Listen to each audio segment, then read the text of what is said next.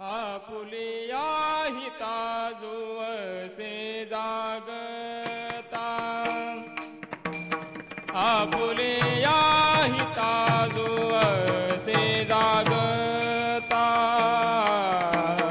Apulia हिता जुवसे जागता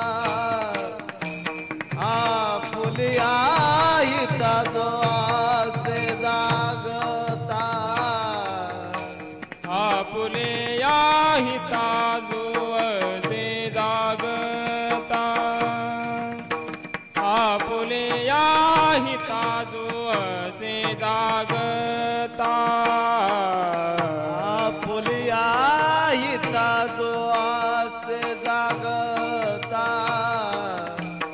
Apulia हिता जुवसे जागता धन्य माता पिता तयाची या धन्य माता पिता तयाची या कुळी कन्या पुत्र होती जी सात्विक कुळी कन्या पुत्र होती जी सात्विक धन्य माता पिता दयाची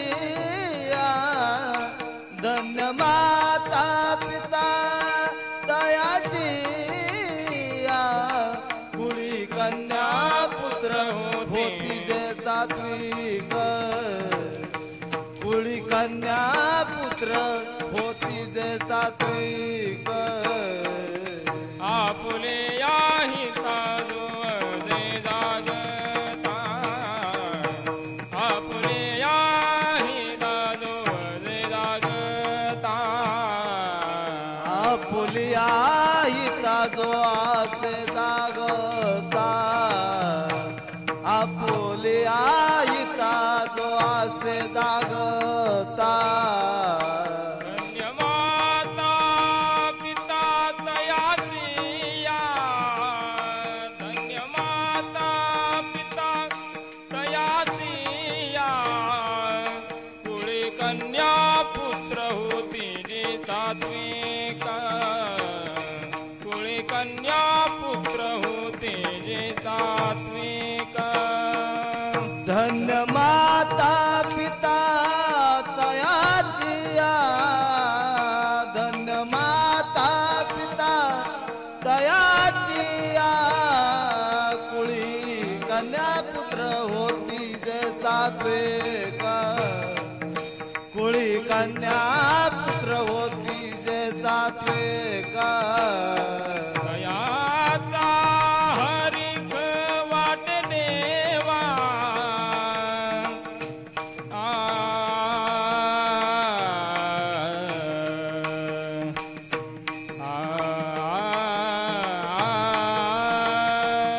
दयाचा हरिक वाट देवा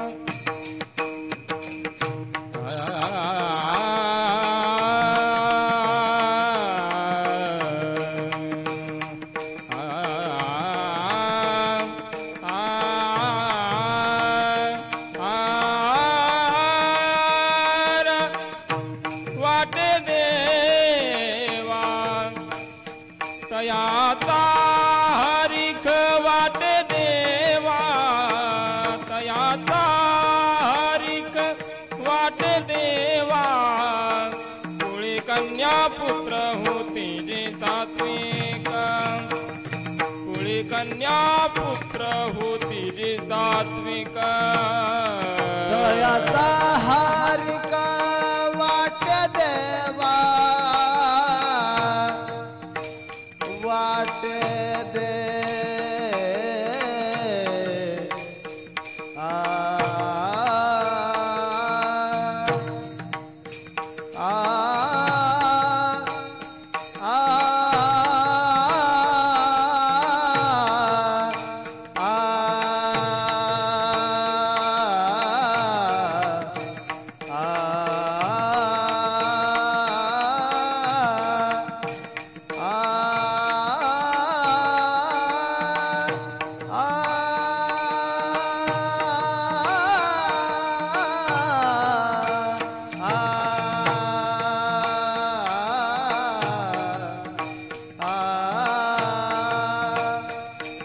तयाचा हरिख वाटे देवा तयाचा हरिख वाटे देवा कुळी कन्या पुत्र होती जे सात्विका कुळी कन्या पुत्र होती जे सात्विका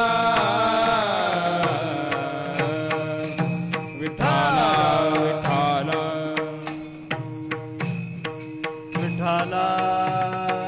विठाला विठाला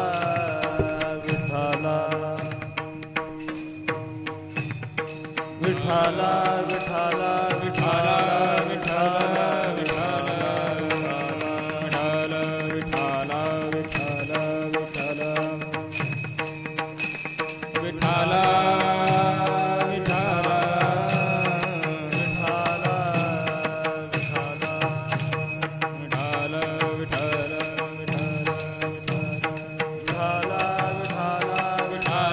विठाला विठाला विठाला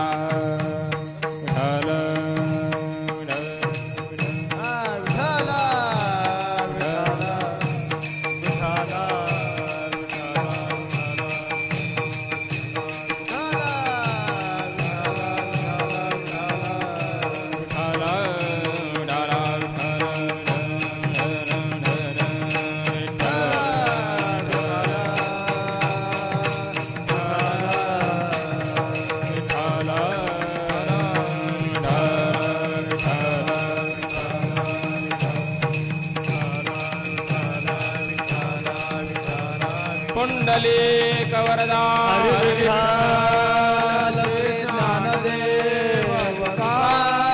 माऊली ज्ञानेश्वर महाराज जगद्गुरु तुकाराम महाराज सद्गुरु देव महाराज विठाला विठाला विठाला विठाला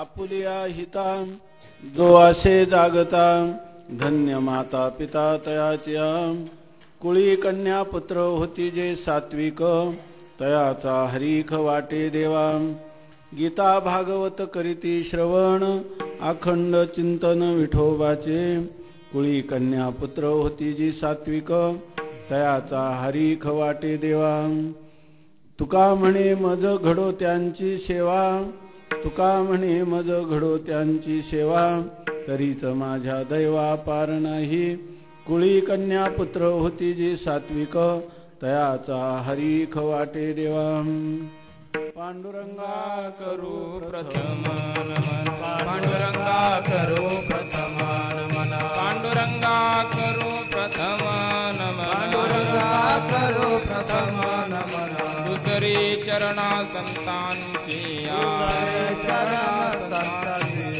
दुसरे चरण संतांची त्यांच्या कृपादाने कथेचा विस्तार कृपादाने कथेचा विस्तार त्यांच्या कृपादाने कथेचा विस्तार कृपादाने कथेचा विस्तार बाबाजी सद्गुरुदास तुका बाबाजी सद्गुरुदास तुका बाबाजी सद्गुरुदास तुका पांडुरंगा करू प्रथम नमन दुसरे चरणा संतांच्या त्यांच्या कृपादाने कथेचा विस्तारू बाबाजी सद्गुरु दास तुका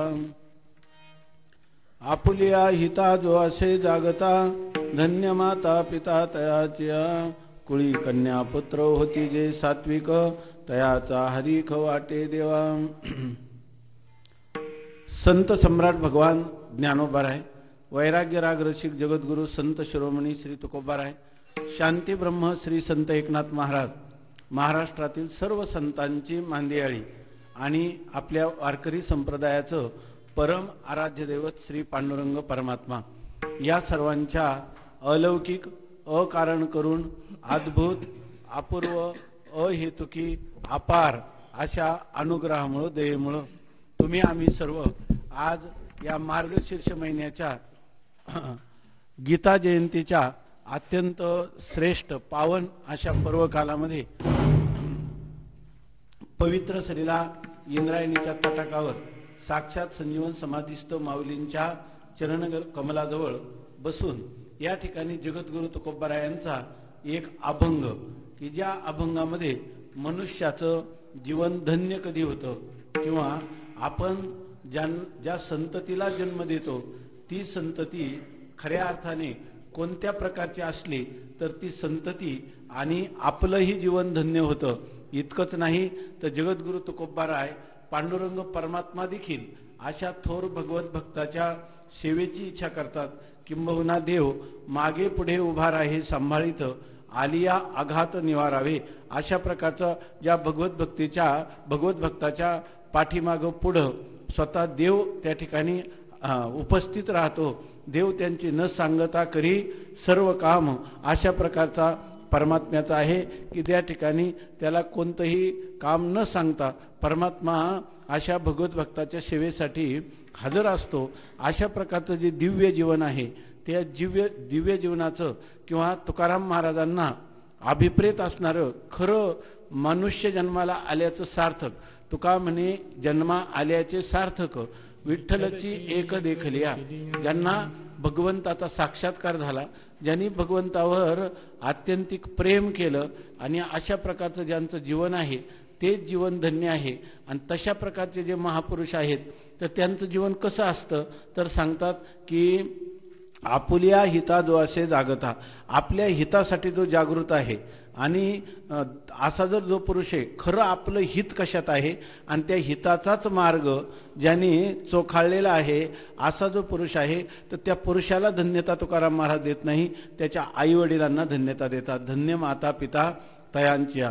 तुकोबाराय पुढे सांगतात की कोणताही जो कुळ आहे वंश आहे त्या वंशामध्ये जर कुळी कन्या पुत्र होती जे सात्विक अशा प्रकारची संतती ज्यांच्या ठिकाणी इंद्रियांचा नियमन आहे, मनाचा जे निरोध करू शकतात, जे सदा वाईट कृत्यापासून प्राण गेला तरी परावृत्त होतात आणि सत्कृत्यासाठी प्राण गेला तरी ते केल्याशिवाय राहत नाही. अशा प्रकारची जी सात्विक संतती आहे तर ते म्हणतात अशी संतती उत्पन्न झाली का हे देवा मला फार आनंद होतो किंवा देवा तुला सुद्धा तयाचा हरिख वाटे देवाला सुद्धा त्याचा हर्ष होतो.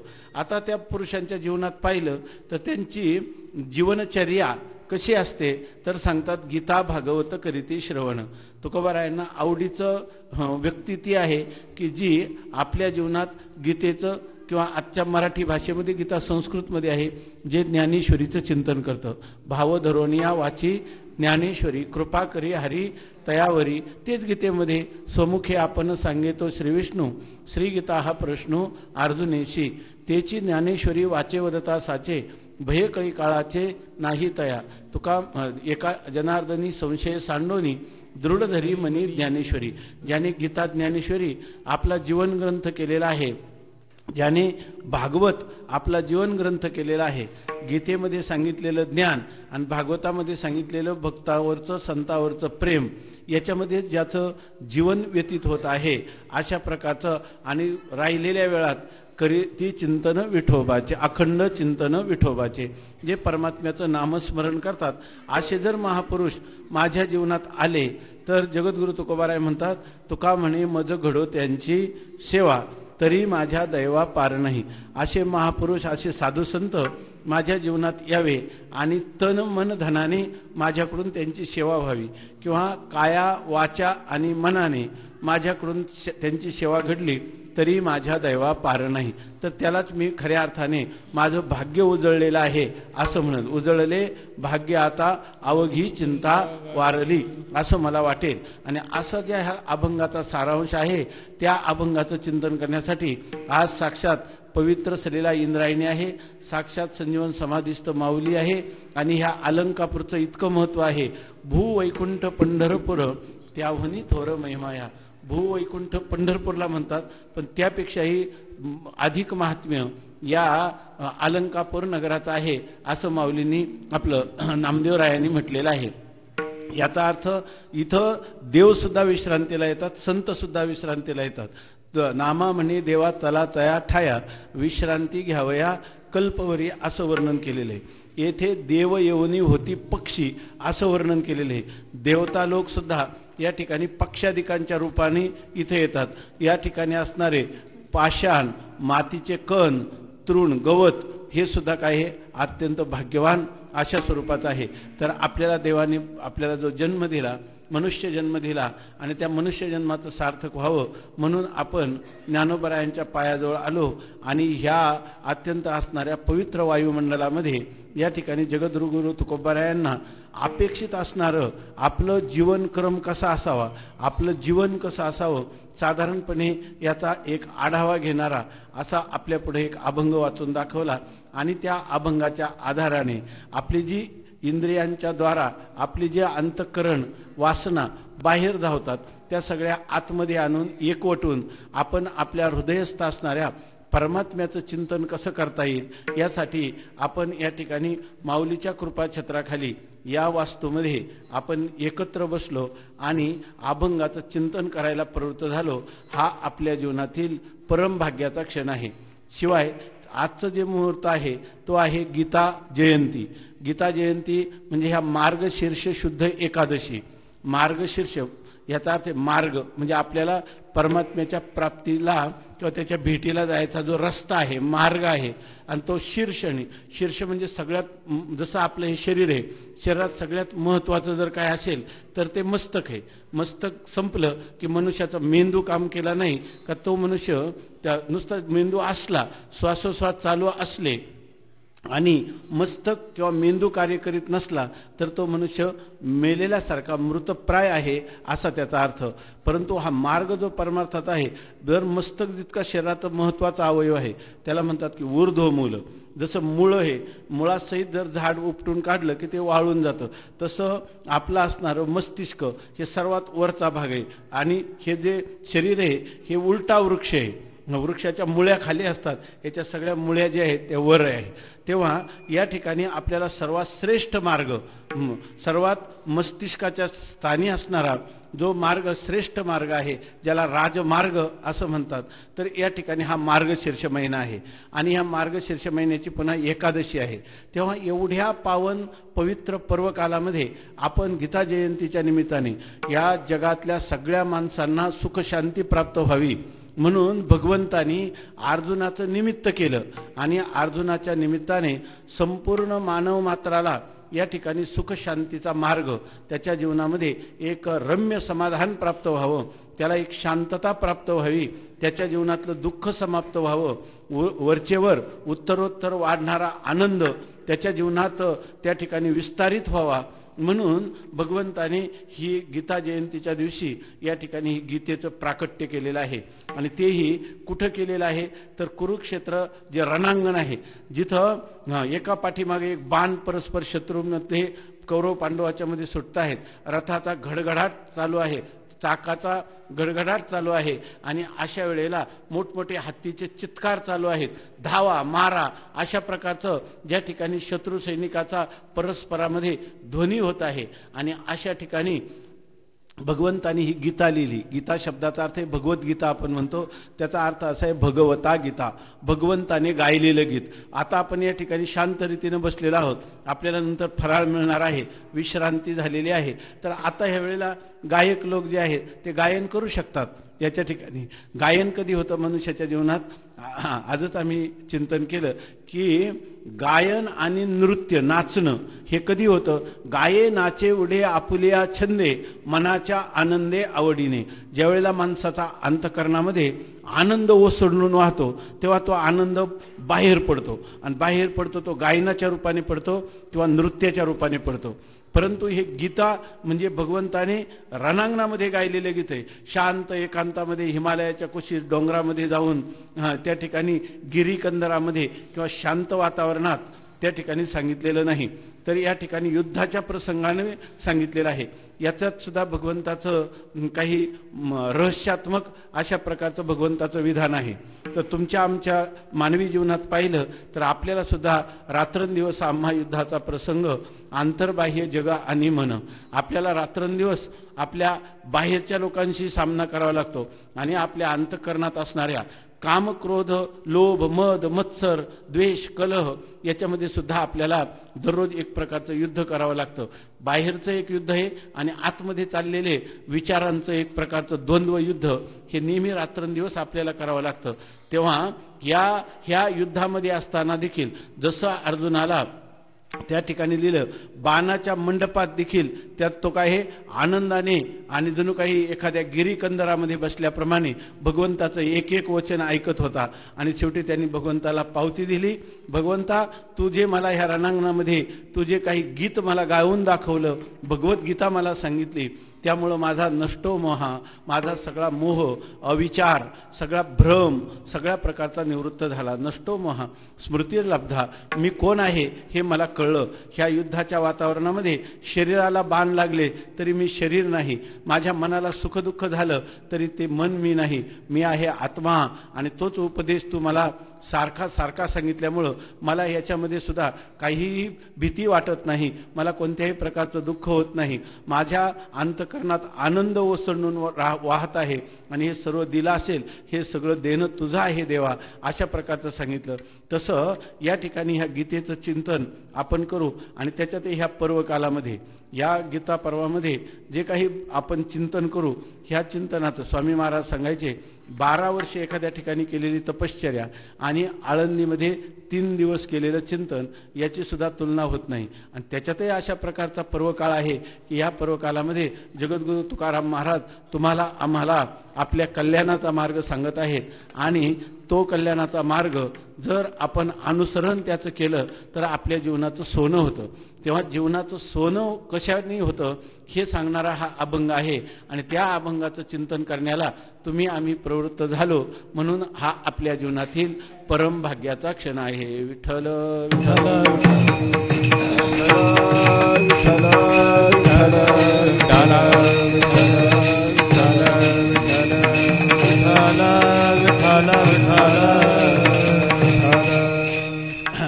ह्या अभंगावर चिंतन करण्यापूर्वी थोडासा परिहार देणं आवश्यक आहे. आमच्या दृष्टीनं पाहिलं तर भागवतामध्ये असा विषय आलेला आहे की भागवतामध्ये जो प्रल्हाद हिरण्यकश्यपूचा मुलगा तो सगळे आपल्या सवंगड्याला अशी लहान लहान मुलं त्यांना एकत्र करतो आणि एकत्र करताना त्यांना सांगतो की हे माझ्या मित्रांनो बांधवांनो तुम्हाला एक गोष्ट मी सांगतो बरं का, असं सांगतात. आता ही कलियुगातली मुलं आहे त्यामुळे हे सुद्धा ऐकणार नाही. तर परंतु तो प्रल्हाद मात्र जो आहे त्या मित्रांना सांगतो की कौमार आचरित प्राज्ञो धर्मान भागवतान इह. तुम्ही या ठिकाणी म्हणतो लहानपणीच ह्या परमार्थाचा आनंद घ्यायला पाहिजे, ह्या भागवत धर्माचं आचरण करायला पाहिजे. एक राक्षसाचा मुलगा जो अत्यंत नास्तिक देवाचं शत्रुत्व ज्याच्याशी आहे त्याचा मुलगा इतरांना सांगतो की तुम्ही ह्या भागवत धर्माचं आचरण करा. म्हणजे याचं कारण असं आहे की आजच्या कालामध्ये जेव्हा विचार करायला गेलं, आता तर मानसशास्त्र आहे, ते लहान मुलांचं मानसशास्त्र आहे, त्याच्याविषयी त्या मानसशास्त्रज्ञांचं असं मत आहे की माणसाचं पुढं घडणारं जे जीवन आहे ना ते जीवन जवळजवळ पहिल्या 7 वर्षात पूर्ण होऊन जातं. 7 वर्षापर्यंतच तो जो लहान मुलगा आहे, आपण म्हणतो ना मुलाचे पाय पाळण्यात दिसतात, 7 वर्षापर्यंत त्याचे असणारे विचाराची दिशा तीच दिशा त्याच्या आयुष्यभर राहत असते. म्हणून जेवढं काही माणसाचं जीवन घडायचं ते लहानपणामध्येच घडतं. म्हणून पालकांनी आपल्या मुलांसाठी 7 पिढ्याची इस्टेट जमवण्यापेक्षा त्यांना बालकालामध्ये संस्कार केले पाहिजेत. आणि तसं जर केलं नाही तर पुढं आपल्याला पश्चातापाची वेळ येते. विठ्ठल विठ्ठल विठ्ठल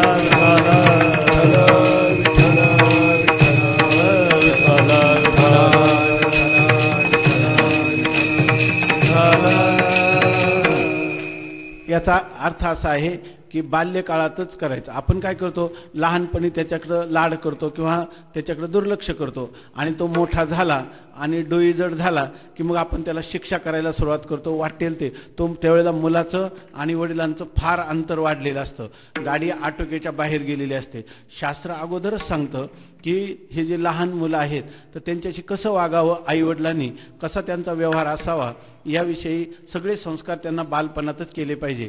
ते त्यांच्या अंतःकरणात कायमचे ठसून राहतात. जरी त्यांना वाईट संगतीने कधी त्यांच्यात बदल झाला तरीसुद्धा जर त्यांचे बालपणातले संस्कार असतील तर ते पुन्हा असं मानसशास्त्र सांगतं वयाच्या 35व्या वर्षीसुद्धा त्यांचं जीवन पुन्हा पवित्र पावन अशा प्रकारचं सुसंस्कार संपन्न होण्याकडे त्यांचा परत कल होतो. विठ्ठल विठ्ठल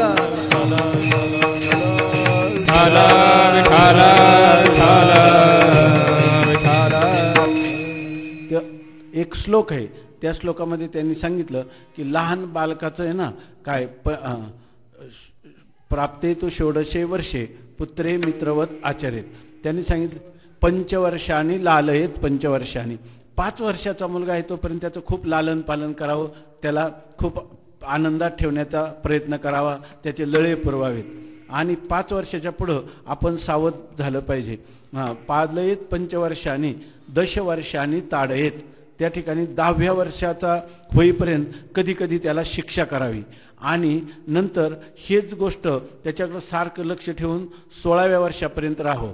10व्यापासून 16व्या वर्षापर्यंत त्या मुलाला कधी लाड करायचे, जर चुकीच्या मार्गावर जात असला तर समजून सांगायचं, नाही ऐकलं तर त्याला शिक्षा करायची.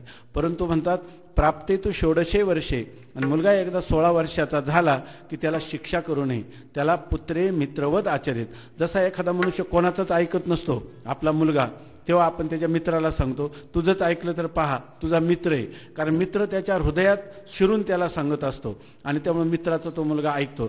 तसं वडिलांनी, आईनी किंवा मोठ्या माणसांनी घरातल्या त्या मुलाबरोबर मित्र आहे असं समजून त्याला गोडी गुलाबीनं समजून सांगत जावं. याच्यामध्ये असा तोटा आहे, याच्यामध्ये असा फायदा आहे असं समजावून सांगावं. आपण नेमकं उलट करतो, लहानपणी लालन पालन करतो, पुढं त्याला शिक्षा करत नाही, काही नाही, त्याचा तपास करत नाही, आणि ज्या वेळेला तो वाम मार्गाला जातो त्यावेळेला त्या ठिकाणी आपण दंड काढतो, त्याला शिक्षा करायला प्रवृत्त होतो.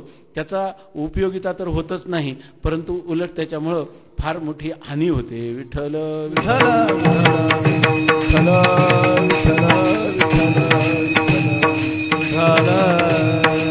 आपल्या भारतीय संस्कृतीमध्ये त्यांनी लिहिले प्रजातंतु मा विवच्छेसी. माणसाला मुलं झाली पाहिजे, पण मुलं कशासाठी, तर जी मुलं उत्पन्न होतील ती समाजाची सेवा करतील, नंतर ती मुलं स्वतः परमात्म्याची भेट घेतील, जगालाही परमात्मा भेटीचा मार्ग दाखवतील, उरावरी भगवंताला पाहतील, भेटतील, अशा प्रकारची संतती निर्माण व्हावी. त्यासाठी आपल्या संस्कृतीमध्ये केवळ मुलं झाल्यावरच त्यांचे संस्कार करायचे नाही, गर्भाधान संस्कारापासून तर अंत्येष्टीपर्यंत आपल्या संस्कृतीमध्ये मुख्य 16 संस्कार सांगितलेले आहेत. त्याच्यामध्ये गर्भाधान, ज्या वेळेला आईच्या उदरात गर्भ राहतो त्याच वेळेपासून आईने परमात्म्याची प्रार्थना केली पाहिजे, नामस्मरण केलं पाहिजे, ज्ञानेश्वरी वाचली पाहिजे. त्यावेळेला ह्या अशा प्रकारची जी संतती आहे, सात्विक संतती, ती निर्माण होत असते. त्या काळात आपण TV पाहिले, वर्तमानपत्र वाचली नाही, त्या गोष्टी केल्या, अंतःकरणात रागद्वेष धरले, तर आरोग्य पण त्या स्त्रीचं चांगलं राहत नाही आणि संतती पण चांगली उत्पन्न होत नाही. विठ्ठल विठ्ठल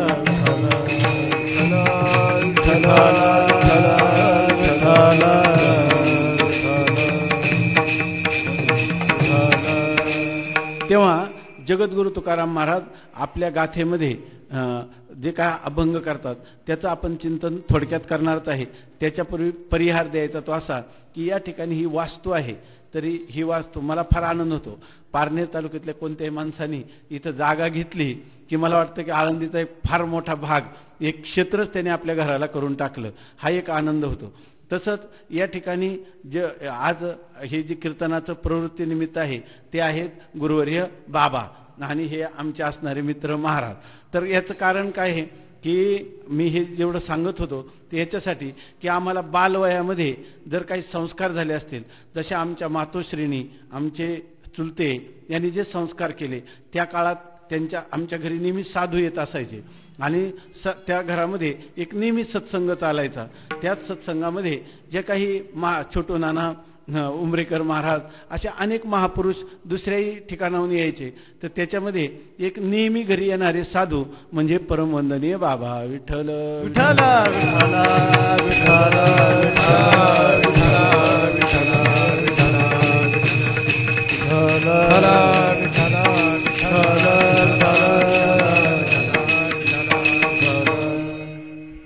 आम्हाला त्यांचा एकदा इतका लळा लागलेला होता. एकदा त्यांनी अशी यात्रा केली बरं का, पायी द्वारकेची यात्रा केलेली. एक रथ घेऊन संपूर्ण पायी द्वारकेची यात्रा केली. दुसरी गोष्ट त्यांनी दंडवत घालत आपल्या गावापासून 300 किलो हिवरे कोरडा, ते हिवरे कोरडापासून ते पंढरपूरपर्यंत दंडवत घालत ते पांडुरंगाला भेटायला गेले. आणि आपण जे म्हणतो ना, तुटे भवरोग संचित क्रियमान भोग, आईशे विठोबाचे नाम उच्चारिता खंडे जन्म, वसो न शके पाप जाय त्रिविध तो ताप, तुका म्हणे माया होय दाशी लागे पाया. हा जो अभंग आहे ना, बाबा तेव्हा म्हणायचे, कळायचं नाही तर मी तुम्हाला नंतर सांगेल खाजगी स्वरूपात.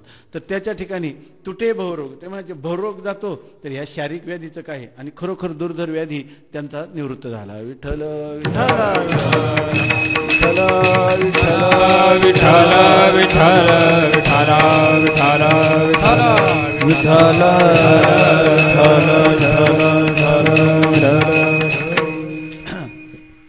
तुटे भवरोग हा संसार सागरातून कसं तरून जातं. संसार रूपी व्याधी म्हणजे आधिभौतिक, आधिदैविक, आध्यात्मिक या त्रिविध तापाची शांती भगवंत नामोच्चारणे कशी होते, अशा प्रकारची नामसाधना केलेली पांडुरंग परमात्यावर अत्यंत प्रीतीनं आपलं जीवन समर्पण केलेलं जे व्यक्तिमत्व आहे ते म्हणजे बाबा विठ्ठल विठ्ठल विठ्ठल विठ्ठल विठ्ठल विठ्ठल तेव्हा आज गीता जयंतीच्या निमित्ताने त्यांनी केलेली एक आज्ञा, त्या आज्ञेचं पालन म्हणून जगद्गुरु तुकोबरा यांच्या ह्या अभंगाचं आपण यथाशक्ती यथामती चिंतन करायचं, इतकाच याचा अर्थ आहे. विठ्ठल विठ्ठल विठ्ठल विठ्ठल. आम्ही कॉलेजला शिकत असताना त्यांची ती यात्रा होती. दंडवत घालत पंढरपूरला जायचे. आम्ही जेव्हा त्यांना वाटे लावीत गेलो, मी नगरला शिकायला होतो, नगरच्या पलीकडच्या पर्यंत आम्ही गेलो. आम्हाला वाटलं की आता किती दिवस येतात, आणि तिथे येईपर्यंत हिवरे कोरडा ते नगर फार अंतर नाही, तोपर्यंत सगळे कोपर गुडघे सगळे सोलून गेले, ते कपाळ सगळं. तेव्हा असं वाटलं की हे बाबा काही परत येणार नाहीत, आता यांचं दर्शन होणार नाही. परंतु झालं काय की तो सर्व कार्यक्रम झाला आणि नंतर आम्हाला कळलं की ते आता नगरच्या रस्त्याने येतात. हे जेव्हा आम्हाला कळलं तेव्हा आम्ही सकाळपासून शाळा कॉलेज सगळं बुडवलं आणि आम्ही नगर कॉलेजच्या पासून तर कमीत कमी 4 हेलपाटे घातले. बाबा पर ते पायी यायचे दंडवत घालत, त्यामुळं केव्हा येतील हे काही, आताचं काही मोबाईल नव्हतं तेव्हा, किंवा आम्ही आमच्या गावापर्यंत आलो, उगीच हेलपाटे घातले. आणि नंतर मी हॉस्टेलला गेलो आणि आता म्हणलं सगळ्यात भेटण्याचं ठिकाण कुठे, निप्ती जकात नाका, इथं नेमकं होईल. मी तिथं गेलो, बराच वेळ थांबलो, आता येण्याची वेळ होईल. नंतर सहज लोकांना विचारलं इथून दिंडी गेली का, ते म्हणे हा एक बाबा गेले, दंडवते बाबा इथून गेले म्हणे याच्यामध्ये. म्हणलं कुठे गेले असतील, ते म्हणे नेप्ती वगैरे, असं बराच वेळ झाला. मग मी एक सायकल घेतली भाड्याने आणि मग त्यांच्या पाठीमागं गेलो. तेव्हा अंधार पडत आला होता, परंतु जेव्हा त्यांना पाहिलं तेव्हाच समाधान झालं. विठ्ठल विठ्ठल विठ्ठल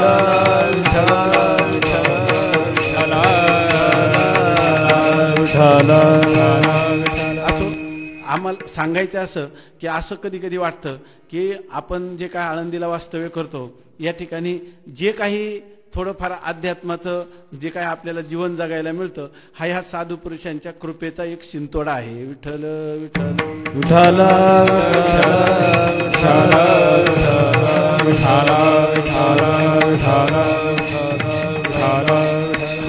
असो, यांच्या प्रेमाची जी दृष्टी आहे तीच आपल्याला एक प्रकारचं मनोबल किंवा शारीरबल किंवा बुद्धिबल देत असते.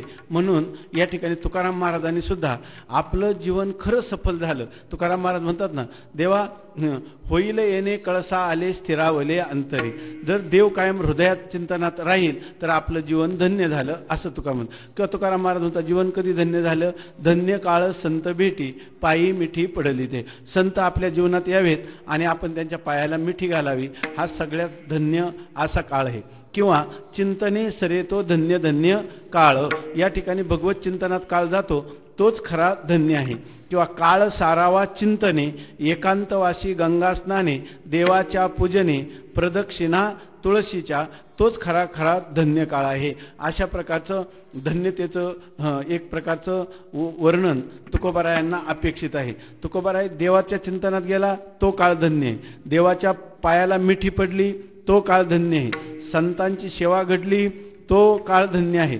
संतांचा उपदेश श्रवण करायला मिळाला तो काळ धन्य आहे. आणि या ठिकाणी अशा प्रकारचं तुकाराम महाराज सांगतात की अशा प्रकारच्या लोकांची जर मला काही सेवा घडली तर मी समजेल की माझ्या दैवाला पार नाही. हे अभंगाच्या चतुर्थ चरणात सांगतात. तुका म्हणे मज घडो त्यांची सेवा, तुका म्हणे मज घडो त्यांची सेवा, तुका म्हणे मज घडो त्यांची सेवा, तुका म्हणे मज घडो त्यांची सेवा, तुका म्हणे मज घडो त्यांची सेवा, तुका म्हणे मज घडो त्यांची सेवा, तुका म्हणे मज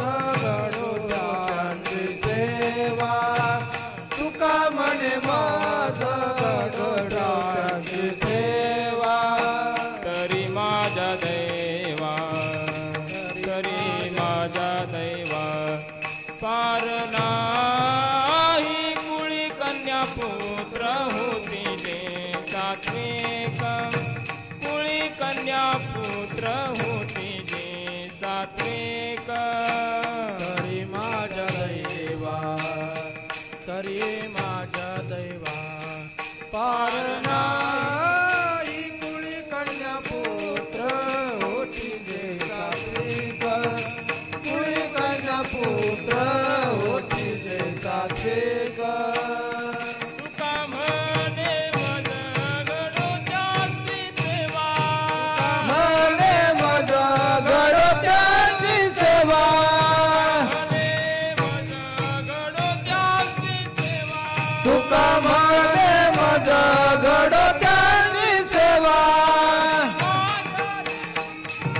पार नाही तरी माझ्या दैवा पार नाही, तरी माझ्या दैवा पार नाही, तरी माझ्या दैवा पार नाही. तुकाराम महाराज म्हणतात, मला माझ्या दैवाला पार नाही, म्हणजे माझ्या भाग्याला कोणत्याही प्रकारची सीमा नाही असं मी म्हणेल. पण कधी तुका म्हणे मज घडो त्यांची सेवा. तुकाराम महाराज देवाशी बोलतात आणि देवाला सांगतात की मला तुझी सेवा नाही, मला संतांची सेवा मिळू दे असं सांगतात. देवाकडं मागणी करतात. तर तुकोबाराय म्हणतात त्यांची सेवा मला घडू दे आणि मगच खरं माझं भाग्य उदयाला येईल असं सांगतात. उजळले भाग्य आता अवघी चिंता वारली, काय संत दर्शनी हा लाभ पद्मनाभ जोडीला.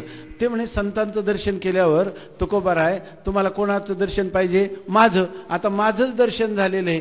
ते म्हणतात मला तुझ्या दर्शनाला कोणी प्राप्त करून दिलं? ज्या संतांच्या द्वारा संतांचे संगती मनोमार्ग गती आकळावा श्रीपती येणे पंथे. संतांच्या संगतीत आपोआप देव प्राप्त होतो. तेव्हा देववशे चित्ती त्याची घडावी संगती. नुसती देवाची भेट घेण्यापेक्षा संतांची भेट झाली का संतांच्या मनात कोण असतो? देव. मग संतांच्या भेटीत देवाची भेटी आपोआपच आहे, पण देवाच्या भेटीत संतांची भेटी आहेत असं नाही. म्हणून तुकोबाराय देवाला सांगतात तुला कृपाच करायची ना माझ्यावर, मला जर तुला काही द्यायचंच झालं ना तर मला त्यांची सेवा घडू दे. याचा अर्थ असा आहे की संत सेवा जी आहे तुका म्हणे संत सेवा हेची देवा उत्तम. संत सेवेसारखं दुसरं कोणतंच साधन नाही. माणसं व्याह्या जावयाचा सत्कार करतात, परंतु संत सेवेशी अंग चोरी. परंतु त्या ठिकाणी संतांची सेवा करत नाही. त्याचं कारण काय आहे? संत सेवेने काय प्राप्त होतं हे ज्या महापुरुषांनी संत सेवा केली त्यांनाच माहीत आहे, इतरांना माहीतच नाही. विठ्ठल विठ्ठल विठ्ठल विठ्ठल विठ्ठल विठ्ठल विठ्ठल विठ्ठल. ह्या संत सेवेचं फळ आम्ही आता डोळ्यांनी पाहतो आळंदीमध्ये. तुम्हालाही कोणाला वाटलं तर तुम्ही कधी जाऊन पाहू शकता. आळंदीमध्ये गोपाळपुऱ्यामध्ये कन्हैयाश्रम म्हणून एक आश्रम आहे छोटा, की जिथं स्वामी महाराज राहत होते.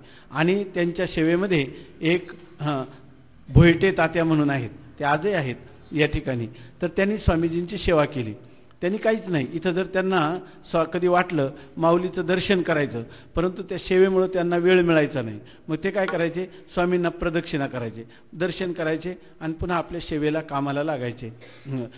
इतकं त्यांनी ती सेवा केली की त्यांनी रात्रंदिवस स्वामींच्याच ठिकाणी पांडुरंग, ते कधी वारीला पण नियमाने गेले नाही आणि नियमाने समाधीच्या दर्शनाला सुद्धा गेले नाही. त्यांचं सगळं जे काही दैवत होतं ते आपले गुरुवर्य असणारे स्वामी महाराज, त्यांच्या ठिकाणी त्यांनी सर्व सेवा केली. इतके त्या सेवेचा. बरं, त्यांचं पूर्वजीवन जर सांगायचं झालं तर ते असे होते, ते होते दुकानदार. आणि त्या दुकानदारामध्ये ते इतकं खोटं व्यवहार करत होते की आता तुम्ही त्यांना विचारलं तर ते मोकळ्या मनाने आजही सांगतात सगळ्यांना. आम्हाला तर आता 25-30 वर्षाचा दररोजचा सहवास आहे. तर ते काय करायचे? कडब्याची ट्रक विकत घ्यायचे आणि एका ट्रकच्या 2 ट्रक करायचे, त्या एका पेंडीच्या 2 पेंड्या करायचे आणि पुन्हा ते विकायचे त्याच्यामध्ये. आणि ते जाताना एखाद्या सरकारी संस्थेत गेले ना तर 2 ट्रक दिल्या म्हणून त्याच्या नोंदणी करताना त्याच्यातल्या पेंड्या काही कमी करून दुसरीकडे विकायचे. विठ्ठल विठ्ठल विठ्ठल विठ्ठल विठ्ठल विठ्ठल विठ्ठल.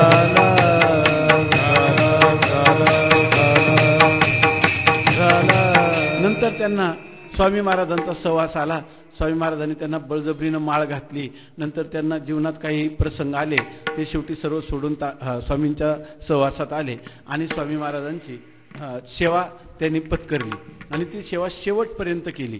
अशा प्रकारचं मग मात्र त्यांचं इतकं ऐक्य झालं होतं, जर ते आपल्याशी शेजारच्या खोलीत बोलत असतील तर बोलता बोलता एकदम उठायचे आणि लगेच जायचे. ते म्हणायचे स्वामी महाराजांना आता लघवी लागली असेल, स्वामी महाराजांना आता भूक लागली असेल, स्वामी महाराजांना पाणी प्यायचं असेल. आणि जर तुम्ही पाहिलं तर त्या खोलीत गेल्याबरोबर स्वामी महाराज म्हणायचे, तात्या भांडं आणा, लघवीचं भांडं आणा, किंवा तात्या पाणी.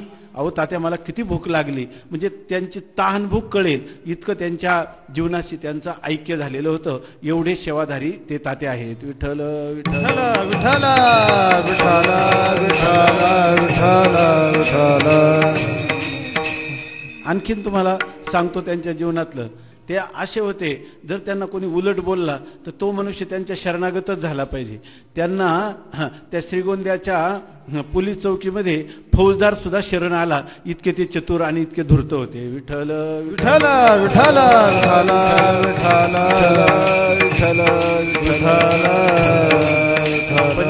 एकदा का तो व्यवहार सोडला आणि स्वामींचे चरण पकडले की त्यांनी आपलं सर्व दैवत हे स्वामी महाराजांना समजलं. आणि नंतर स्वामी महाराजांचा देहपात होईपर्यंत अखेरच्या श्वासापर्यंत त्यांनी सेवा केली आणि सेवा केली. त्यांचे पूर्वीचे आजार सांगतो तर पूर्वी त्यांना रक्त कमी झालं तर एका डॉक्टरचं रक्त भरावं लागलं. त्याच्यानंतर त्यांना असा संधिवात होता की त्यांना झाडाला धरून शौचाला जावं लागत होतं. असा दम होता की त्यांनी जर खाली मान केली तर 3-3 दिवस पेटीवर डोकं ठेवून झोपावं लागतं, पाठ टेकवता येत नव्हती. अशा प्रकारची स्थिती होती. आणि जेव्हा स्वामी महाराज गेल्यानंतर 1 वर्षाच्या काळात त्यांचे जे सगळे आजार गेले, तर आमच्यापेक्षा तारुण्याचा आनंद ते आज घेतात. बरोबर आहे की नाही? विठ्ठल विठ्ठल विठ्ठल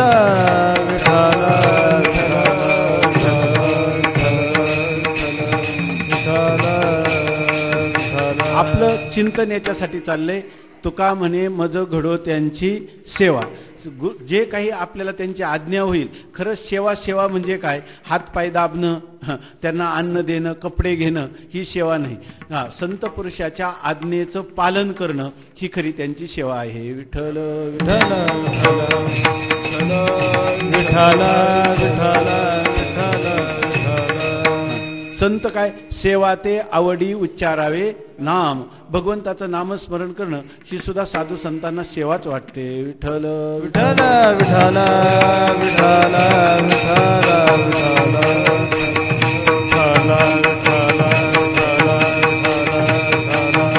तेव्हा जगद्गुरु तुकाराम महाराज देवाला सांगतात, तुका म्हणे मज घडो त्यांची सेवा. आणि असे जे संतती असेल म्हणजे असे जे संतती म्हणजे साधू किंवा सज्जन अशा प्रकारची जी संतती किंवा जे कन्या किंवा पुत्र असतील तर त्यांच्याकडून माझी सेवा त्यांची माझ्याद्वारा सेवा घडावी. आणि असं झालं तरच माझ्या भाग्याला पार नाही. तेव्हा देवाने तुकोबारायांना विचारलं की सेवा घडावी असं त्यांची घडावी, ते म्हणजे कोण, कोणाची सेवा करायची तुम्हाला? तर तुकाराम महाराजांनी अभंगाच्या पहिल्या चरणात सांगितलं, आपुलिया हिता जो असे जागता, आपुलिया हिता जो असे जागता, आपुलिया हिता जो असे जागता, आपुलिया हिता जो असे जागता.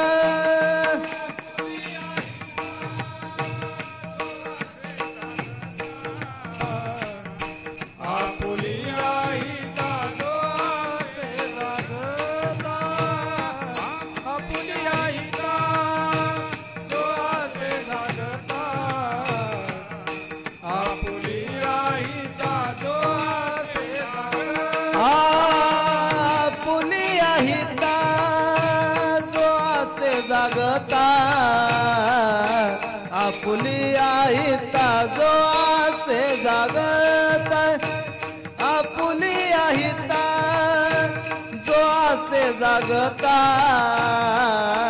आपुलिया हिता जो असे जागता, आपुलिया हिता जो असे जागता, आपुलिया हिता जो असे जागता, आपुलिया हिता जो असे जागता, आपुलिया हिता जो असे जागता. धन माता पिता तयाची, धन माता पिता तयाची, धन माता पिता तयाची, धन माता पिता तयाची. कुळी कन्या पुत्र होती जे सात्विक, कुळी कन्या पुत्र होती जे सात्विक, कुळी कन्या पुत्र होती जे सात्विक, कुळी कन्या पुत्र होती जे सात्विक. धन्य माता पिता दयाची, धन्य माता पिता दयाची, धन्य माता पिता दयाची, धन्य माता पिता दयाची. कुळी कन्या पुत्र होती जे सात्विक, कुळी कन्या पुत्र होती जे सात्विक, कुळी कन्या पुत्र होती जे सात्विक, कुळी कन्या पुत्र होती जे सात्विक. मी एक जाता जाता सांगितलेलं थोडासा एक भाग सांगतो. ज्या तात्यांचं मी आपल्याला थोडक्यात चरित्र सांगितलं. मी एक गोष्ट सांगितली की त्यांच्या जीवनात असणारे शारीरिक व्याधी वगैरे सर्व निवृत्त झाले, संत सेवेचं एक फल आहे असं सांगितलं. हे व्यावहारिक फल आहे, परंतु आपल्याला असं वाटेल पण ते परमार्थासाठी आले, भगवत प्राप्तीसाठी आले, त्याचं काय फल झालं असं आपल्याला वाटेल. ते आपल्याला सहज सांगून ठेवतो. 2 वर्षापूर्वीची घटना आहे. ज्या माणसाने संपूर्ण सर्व संघ परित्याग केलेले संन्यासी, जे आज आमच्याकडे एक संन्यासी महात्मा आलेले, तिथं गंगोत्रीला राहतात, जिथं बर्फाचा स्तर असतो, तर त्या ठिकाणी ते राहत असतात आणि त्या ठिकाणी चिंतन करतात. मोठे उच्च कोटीचे अधिकारी होते, खूप शिकलेले आहेत, परदेशातलं संपूर्ण उच्च शिक्षण झालेलं आहे, परंतु सर्व संघ परित्याग केला आणि त्या याच्यामध्ये हिमालयात गंगोत्री जे सर्वात उंच ठिकाण आहे त्या ठिकाणी राहतात. सगळीकडून बर्फ, झाडांवर सुद्धा बर्फ पडलेला असतं आणि त्या ठिकाणी ते राहतात. परंतु त्यांना परवा आम्ही सांगितलं तर ते म्हणे की मी पण साधू पुरुषांच्या सारखा सहवासात राहतो, परंतु राहत असताना कोणी निर्विकल्प समाधीमध्ये निमग्न झाला असा महापुरुष मला भारतवर्षात कोणी आढळेना. असं कारण का तर निर्विकल्प समाधी म्हणतो ना आपण ज्याला, ती समाधी लागलेला म्हणजे भगवत साक्षात्कार झालेला पुरुष, अशा पुरुषाचं दर्शन व्हावं असं मला नेहमी वाटतं. असं सांगितलं. म्हणजे काही लोक तप करतात 12-12 वर्ष, काही लोक आपलं सर्वस्व दान करतात, काही लोक जप करतात.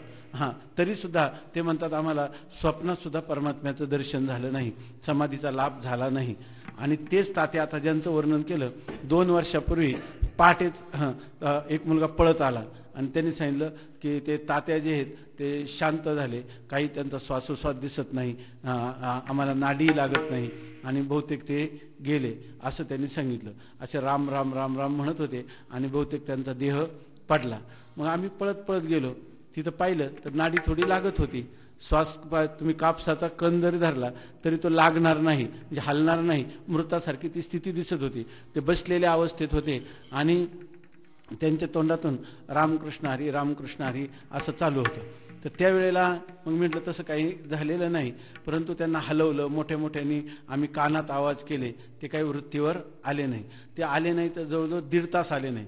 सगळे आळंदी त्यांना पाहायला आले, सगळे संस्थेचे विद्यार्थी, शिक्षक सगळे. मग आम्ही म्हटलं की आता ज्ञानेश्वरीचं वाचन करू.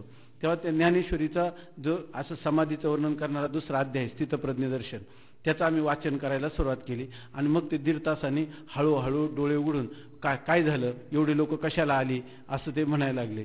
एवढे लोक कशाला आली म्हणजे त्याच्यावर भानावर सुद्धा ते नव्हते. अशा प्रकारचा हा निर्विकल्प समाधी आजच आपल्या पाठात गेलं. स्वतः उत्थान आणि परता उत्थान. काही लोकांना समाधी लागला तरी स्वतः ते काही काळाने भानावर येतात. काही लोक दुसऱ्याने जर काही नामोच्चारण कानामध्ये केला, मोठमोठे वाद्य वाजवले, ओंकाराचा जप त्यांच्या कानात खूप मोठ्याने केला, हलवलं, काही केलं तर मग ते वृत्तीवर येतात. त्याला म्हणतात परता उत्थान. परंतु यांना अशी समाधी लागली इतकी श्रेष्ठ कोटीची की त्याच्यामध्ये परता उत्थान त्यांचं करावं लागलं. ही स्थिती कशामुळे प्राप्त झाली हे आपलं चिंतन चाललंय की संतांच्या सेवेमुळे प्राप्त झाली. विठ्ठल विठ्ठल विठ्ठल विठ्ठल विठ्ठल विठ्ठल विठ्ठल असे आता त्यांनी ते जीवनच समर्पण केलं होतं. पण आपल्या व्यवहारी जीवनात यथाशक्ती थोडी का होईना जरी संतांची सेवा केली तर ती वाया जात नाही. विठ्ठल विठ्ठल विठ्ठल विठ्ठल विठ्ठल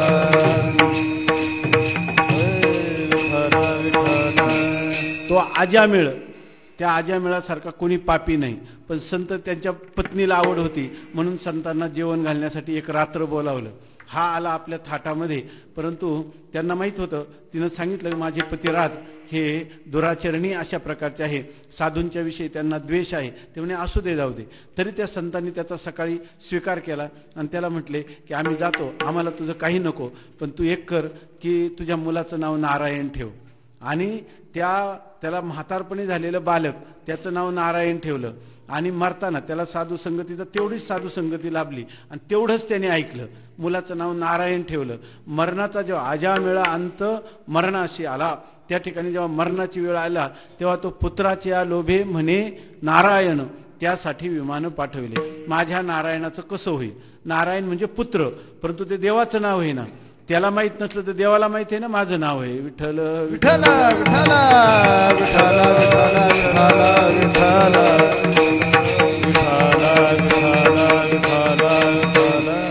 याचा अर्थ असा की त्याने जेव्हा पुत्राच्या लोभाने म्हटला आणि त्यासाठी विमानं पाठविले, वरून वैकुंठातून विमान आणलं आणि ते आजामळ्याला नेलं. आपलं चिंतन चाललंय, आपण जीवनामध्ये पुत्रांचे रात्रंदिवस सेवा करतो, पत्नीची करतो, पतीची करतो, शेजाऱ्यांची करतो, नातेवाईकांची करतो, व्याया जावयांसाठी तर जीव ओवाळून टाकतो. पण संत जे आहेत ती संत सेवा, तुका म्हणे संत सेवा हेच देवा उत्तम. संतांची सेवा आपल्या जीवनामध्ये घडली पाहिजे. त्यांचे गुणदोष काही न पाहता, त्यांची जात न पाहता, ते केवळ हे तुळशी माळ गळ्यात घालतात, भगवंताचं नावाने ज्यांनी गंध लावलेला आहे, आपल्या शरीरावर तुळशीपत्र ठेवलेले आहे, असे साधू संतांची आपल्या जीवनात जेवढी शक्ती असेल, तन मन धन यांनी जर सेवा केली तर त्याचं फळ झाल्याशिवाय राहत नाही, एवढाच याचा अर्थ आहे. विठ्ठल विठ्ठल विठ्ठल विठ्ठल विठ्ठल विठ्ठल विठ्ठल विठ्ठल. आता जगद्गुरु तुकाराम महाराज परमात्म्याला म्हणतात की मला अशा साधूची सेवा घडू दे. कोणत्या साधूची? तर आपुलिया हिता जो असे जागता धन्य माता पिता तयाच्या. तुकाराम महाराज म्हणतात की जो आपल्या हितासाठी. आता हित कशात म्हणायचं? हित तरी नव्हे धनपुत्र दारा निकट वास बरा संतापाई. खरं हित कशात आहे? आपल्याला खूप वाढावे संतान, गृही व्हावे धनधान्य, याच्यामध्ये खरं हितच नाही. या ठिकाणी धन दारा पत्नी पुत्र हे जरी कितीही प्राप्त झाले तर ही खरी सुखाची साधनं नाही. या ठिकाणी काय आहे? सुख पाहता जवा पाडे दुःख पर्वता एवढे, अशा प्रकारची स्थिती आहे. म्हणून जगद्गुरु तुकोबाराय देवाला म्हणतात की जो आपल्या हिताच्या ठिकाणी जागा आहे. मग आता जर ह्या धनधान्यादिकामध्ये जर सुख नाही तर सुख आहेत कशात? तुकाराम महाराज म्हणतात सुख एक हेची ठाई बहु पायी संतांचे. तसं या ठिकाणी हित कशात आहे? तर म्हणतात हित ते करावे देवाचे चिंतन करून या मन शुद्ध व्हावे. शुद्ध मनाने भगवंताचं चिंतन करील त्याच्यातच जीवनाचं खरं हित आहे. आणि अशा प्रकारे आपल्या हितासाठी तो जागता आहे, आपल्या हितासाठी जागृत आहे. मनुष्य जागृत का? स्वामी महाराज सांगायचे एक जागृत राहणं म्हणजे काय, आपल्या हितासाठी जागता राहणं. जागता राहणं म्हणजे काय? तर ते सांगायचे एक मनुष्याला शिक्षा केली, त्याच्या मस्तकावर तलवार टांगली आणि त्याला सांगितलं की ह्या तलवारीचं जे खालचं टोक आहे त्याच्याकडे सारखं पाहायचं, आणि जर तुझी पापणी लवली का तुला लगेच या ठिकाणी तुझा शिरच्छेद मस्तक काटून टाकेल. आता तो मनुष्य किती सतर्क राहील पापणी खाली पडू नये म्हणून. वास्तविक पापणीची सारखी उघड झाप आहे की नाही, पण त्याला मृत्यू दिसतो आणि त्या मृत्यूच्या भीतीने तो काय करत नाही, सारखा जागा राहतो. जर पापण्या मिटल्या झोप लागली तर आपलं मस्तक छाटलं जाणार आहे. त्याप्रमाणे जर आपण थोडंही बेसावध राहिलो, असावध राहिलो आणि भगवंताचं चिंतन घडलं नाही तर आपल्या जीवनामध्ये दुःखच दुःख येणार आहे. म्हणून त्या ठिकाणी जगजोगी जगजोगी जाग जाग बोलती, जागता जगदेव राखा काही भाव, पूजा पत्र काही फळ पुष्प तोय. काय? अवघा क्षेत्रपाळ पूजावा सकळ, पूजा पत्र काही फळ पुष्प तोय.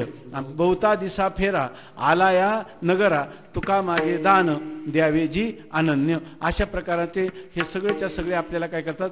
संत जागृत करतात. आता जागा रे भाईनो जागा, अशा प्रकाराने आपल्याला सांगतात. जर तुम्हाला काळ जो आहे तो नाडल्याशिवाय राहणार नाही, म्हणून हित ते करावे देवाचे चिंतन करून या मन शुद्ध व्हावे. याचा अर्थ ज्या मनुष्याच्या ठिकाणी आपलं खरं हित व्हावं असं जर वाटत असेल तर त्याने भगवत चिंतन करावं. आणि अशा प्रकारच्या भगवत चिंतनासाठी जो मनुष्य रात्रंदिवस जागा आहे, म्हणजे काही काही लोक सुख आलं ना जीवनामध्ये त्या सुखातच वाहून जातात, देवाचं चिंतन करायचं विसरतात. काही काहींच्या जीवनात असाच कडेलोट दुःखाचा होतो की ते म्हणतात आता एवढं दुःख आलं आम्ही कुठं देवाचं चिंतन करायचं. त्या केवढ्याही दुःखाचा प्रसंग आला, एकुलता एक मुलगा मरण पावला तरी आई हळूहळू घास भाकरीचा खातच जाते की नाही, म्हणूनच जगते की नाही, त्यावेळेला अन्नाला नाही म्हणत नाही, पण भगवंताचं चिंतन दुःखात नको म्हणते. विठ्ठल विठ्ठल विठ्ठल विठ्ठल विठ्ठल विठ्ठल विठ्ठल. आपल्या सुखाचा प्रसंग असो किंवा दुःखाचा प्रसंग असो तरी सुद्धा आपण भगवंताला कधी विसरायचं नाही. आणि असं जी जागृती आहे त्याला म्हणायचं खरं हित. आणि त्या हिताच्या ठिकाणी जो जागता आहे, आपुलिया हिता जो असे जागता, तर त्या पुरुषाला धन्यता देत नाही तुकाराम महाराज.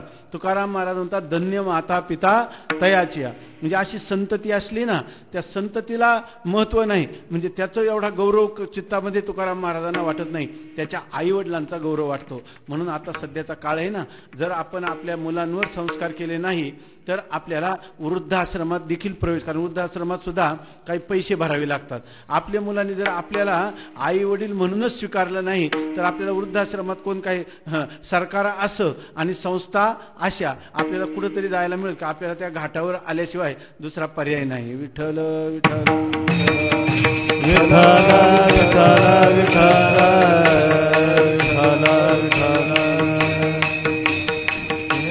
काही लोक स्वतः परमार्थ करतात, पण आपले मुलं नातवंड यांना सुद्धा घेऊन हरिपाठ केला पाहिजे. यांना सुद्धा शिवाजी महाराज का घडले, तुकोबाराय का घडले, ज्ञानोबाराय का घडले, तर बालपणातच त्यांना ह्या गोष्टी सांगितल्या होत्या. म्हणून या ठिकाणी संतांचे देवाची चरित्र आपल्या घरामध्ये झालं तर ते एक वायुमंडल पवित्र होत असतं आणि त्याच्यामध्ये आपोआप चांगल्या प्रकारची संतती सुप्रजा ज्याला म्हणतात तिथं जनन किंवा उत्पत्ती होत असते. म्हणून तुकाराम महाराज म्हणतात आपुलिया हिता जो असे जागता धन्य माता पिता तयाचया. अशा प्रकारचे माता आणि पिता खऱ्या अर्थाने धन्य आहेत असं सांगतात. आणि त्याच्यानंतर तुकाराम महाराज म्हणतात कोणत्याही कुळामध्ये जेव्हा सात्विक अशा प्रकारची संतती होते त्याचा आनंद देवाला सुद्धा होतो असं द्वितीय चरणात सांगतात. कुळी कन्या पुत्र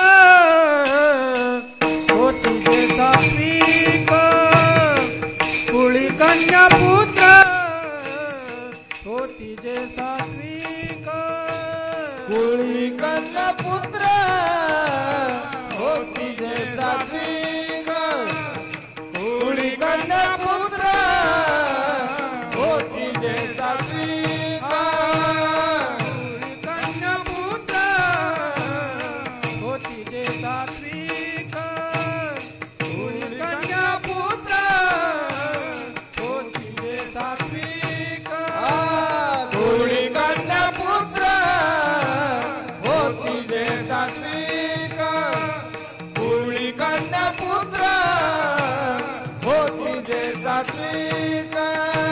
दयाचा हरीख वाटे देवा, दयाचा हरीख वाटे देवा, दयाचा हरीख वाटे देवा, दयाचा हरीख वाटे देवा, कुळी कन्या पुत्र होती जे सात्विक, कुळी कन्या पुत्र होती जे सात्विक, दयाचा हरीख वाटे देवा, दयाचा हरीख वाटे देवा, दयाचा हरीख वाटे देवा, दयाचा हरीख वाटे देवा,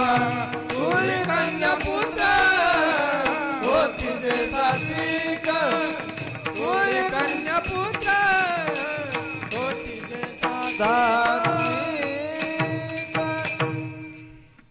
असं आहे.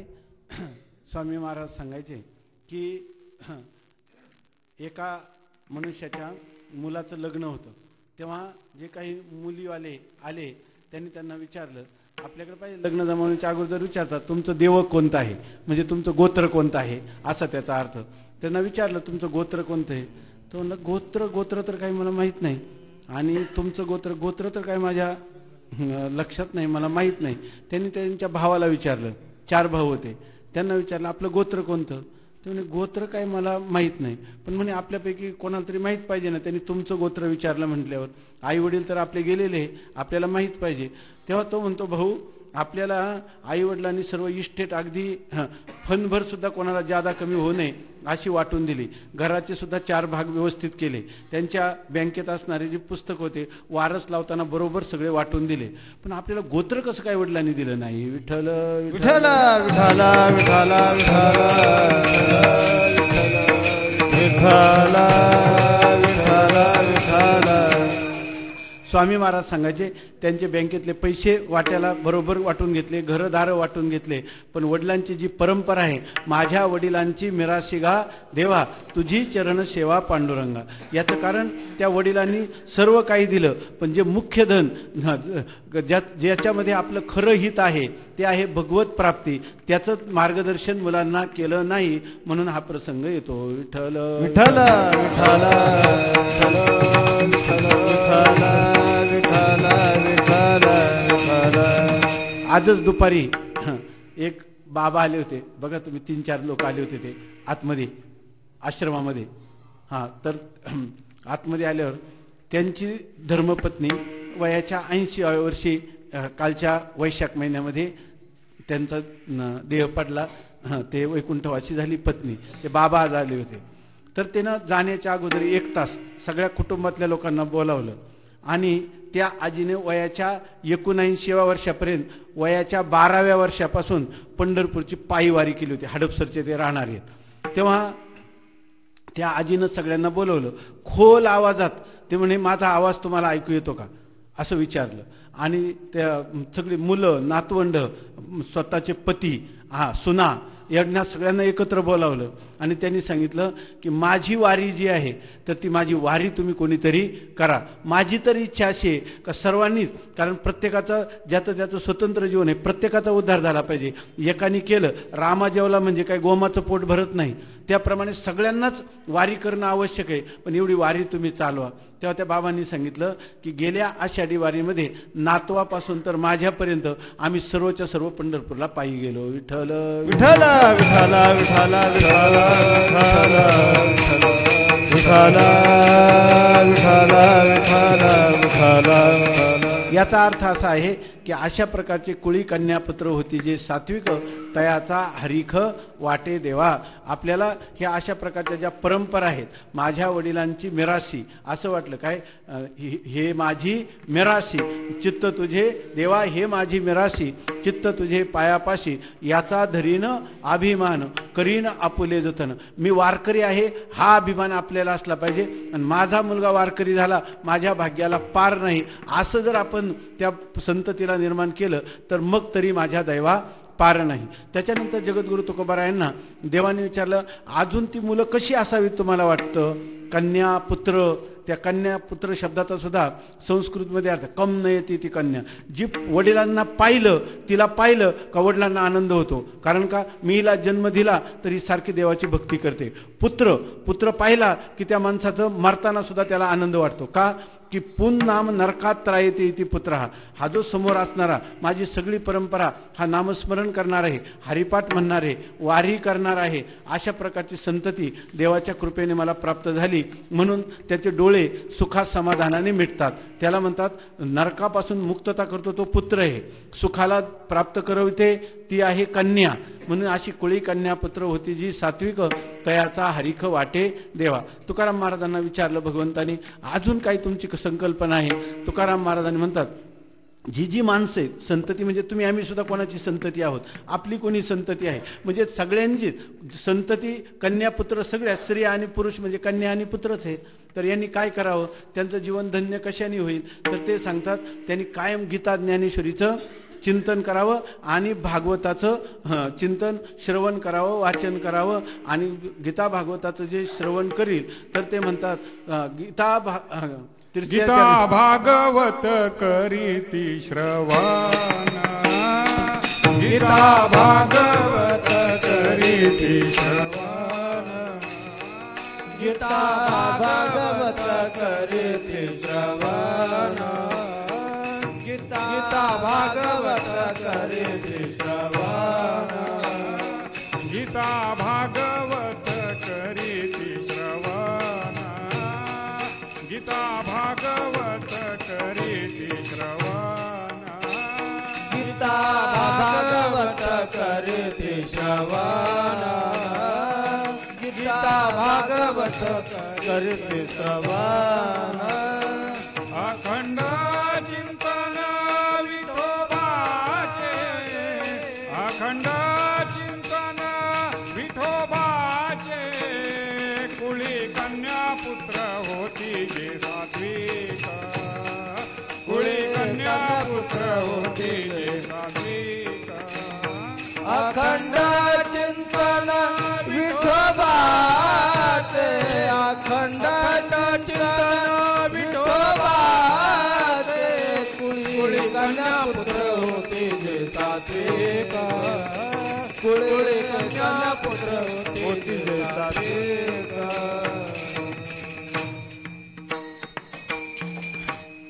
गीता भागवत करीती श्रवण, अखंड चिंतन विठोबाचे. जगद्गुरु तुकाराम महाराज म्हणतात, जे जेव्हा जेव्हा संधी मिळेल तेव्हा हे गीता ज्ञानेश्वरीचं चिंतन करतात किंवा श्रवण करतात. आता आपल्या जीवनामध्ये एक गावामध्ये सप्ताह झाला की पुन्हा साधू संत येतील आणि आपल्याला घरी किंवा गावामध्ये मार्गदर्शन करतील असं वातावरण राहिलं नाही. तर अशा वेळेला नसलं तरी आपण काय करायचं, भावधरोनिया वाची ज्ञानेश्वरी, भावधरोनिया वाची एकनाथी भागवत, भावधरोनिया वाची तुकाराम गाथा, या प्रकारे आपण जर इकडं तिकडं टी व्ही पाहण्यात, पेपर वाचण्यात आपले डोळे खर्च करतो. त्या पेपरचं काय स्वरूप असतं, जर दुसऱ्या दिवशी एखाद्या लहान मुलाला जर त्या ठिकाणी शौच करायचं असतं, लोक ते पेपर देतात आणि म्हणजे दुसऱ्या दिवशी टाकून दिलं ते वाङ्मय, आणि ते इतकी लहान अक्षरं, ह्याच्या डोळ्याचं ऑपरेशन झालेलं असतं, अजून गॉगलच असतो, तरी त्याच्यामधून पुन्हा पुन्हा ते अक्षरं वाचण्याचा प्रयत्न करतो. आणि का तर वर्तमानपत्र असं म्हणतो. त्याच्यापेक्षा गाथा वाचावी, ज्ञानेश्वरी वाचावी, ते मंत्र आहेत आणि त्याच्यापासून मनुष्याला कळो नाही तर नाही करो, भावधरोनिया वाची ज्ञानेश्वरी, अशा प्रकारचं आपल्याला हे तर आपण करू शकतो. गीता भागवत करीती श्रवण. आणि समजा कोणाला वाचता येत नसेल तरी सुद्धा, किंवा ते करण्याचा योग आला नाही कारण आपल्यासारखं कामात राहतो, तरी सुद्धा भगवंताचं नामोच्चारण तर आले भागात ते करीतो, नाम तुझे उच्चारितो, हरी बोला भांडता हरी बोला कांडता, सर्व कार्य करिता हरी बोला, याला म्हणतात चिंतन विठोबाचे. भगवंताचं नामस्मरण करणं आणि ते अखंड करणं.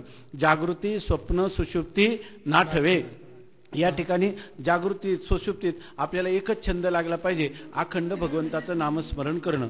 तेच तुकोबाराय या ठिकाणी म्हणतात अखंड चिंतन विठोबाचे. मग असं झाल्यावर काय, तर तुकाराम महाराज म्हणतात असे जे महापुरुष आहेत ते मला जीवनात भेटावे, आणि तुका म्हणे मज घडो त्यांची सेवा, तरी माझ्या दैवा पार नाही. विठोबार कुमाई विठोबार कुमार, विठोबार कुमार, कुमार कुमाई कुमार कुमार कुमाई कुमार कुमार, कुमाई कुमार कुमार कुमाई कुमार कुमार, कुमार कुमार,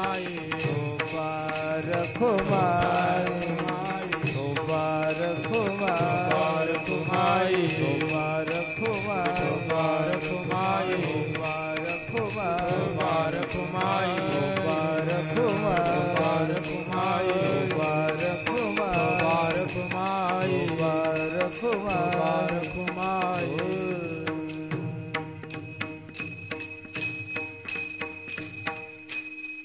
आपुलिया हिता जो असे जागता, धन्य माता पिता तयाचिया, कुळी कन्या पुत्र होती जी सात्विक, तयाचा हरीख वाटे देवा. गीता भागवत करीती श्रवण, अखंड चिंतन विठोबाचे, तुका म्हणे मज घडो त्यांची सेवा, तरी माझ्या दैवा पार नाही. कुळी कन्या पुत्र होती जी सात्विक, तयाचा हरीख वाटे देवा.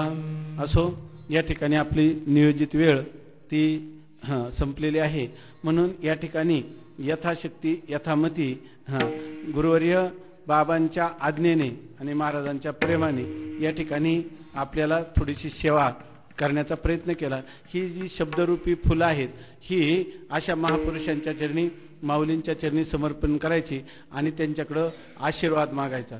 खरं सांगायचं म्हणजे हे आपले घरगुती वातावरण आहे, आणि त्या वातावरणामध्ये जसं एखादा बालक बोबडा बोली का वाकुडा विचुका पावली, ते चोज करुणी माऊली रिजे जीवी. जरी आमचे आईवडील गेलेले असले तरी पारनेर तालुक्यातलं कोणी भेटलं की त्या आम्हाला मातृपितृतुल्य आहे, आणि म्हणून त्यांच्या चरणी हल्लडीवाळपणा करायचा. खऱ्या अर्थाने आम्ही काही कीर्तनकार प्रवचनकार नाहीच आहे. फक्त या ठिकाणी केवळ एक लहान बालकाप्रमाणे थोडंसं शब्दरूपी फुलं आपल्या चरणाच्या ठिकाणी समर्पण करायची. ती कशासाठी, तर आपल्याच आशीर्वादाने माऊलींच्या संजीवन समाधीजवळ राहायला मिळतं. संत सज्जनांचा सहवास, सद्ग्रंथाचं काहीसं वाचन, याच्यामुळं हे शब्द आम्हाला बोलता येतात. हे सगळे शब्द आम्ही जेवढे हातवारे करून बोलतो हे शब्द ओठात असतात, पोटात असतील असं नाही.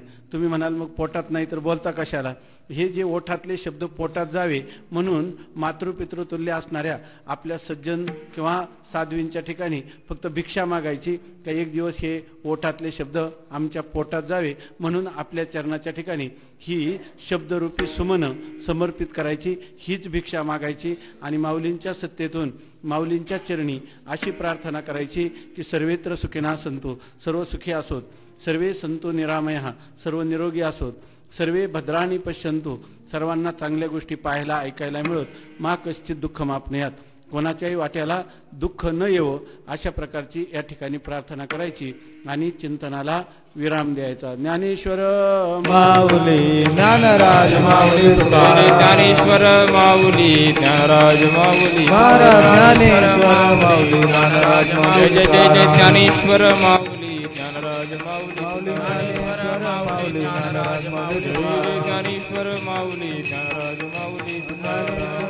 माऊली ज्ञानराज माऊली तुकाराम. ज्ञानेश्वर माऊली ज्ञानराज माऊली स्मरण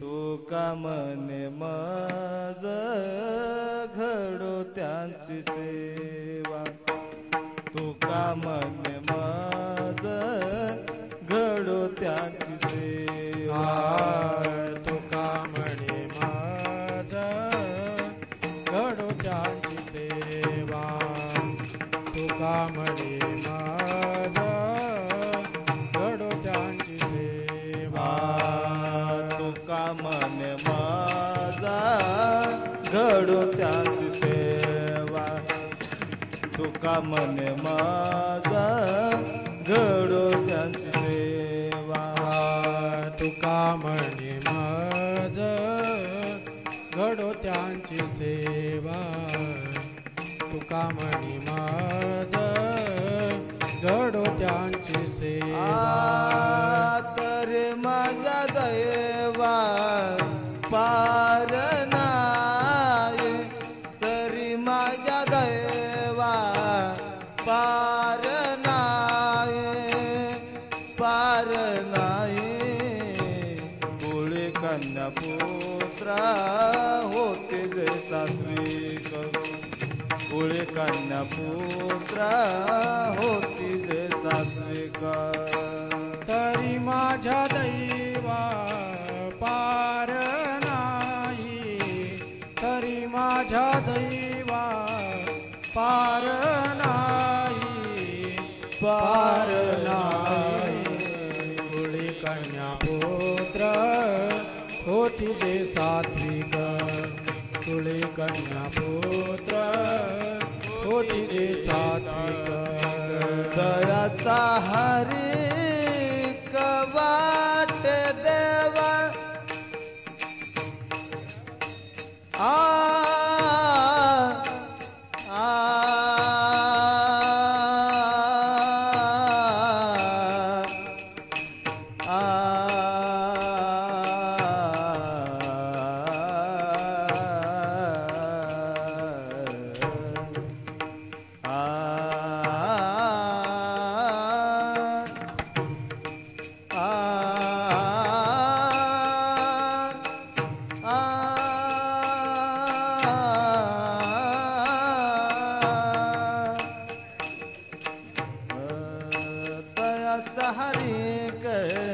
वाट देवा, दयाचा हरीक वाट देवा, वाट देवा. कुळी कन्या पुत्र होती जे सात्विक, कुळी कन्या पुत्र होती जे सात्विक.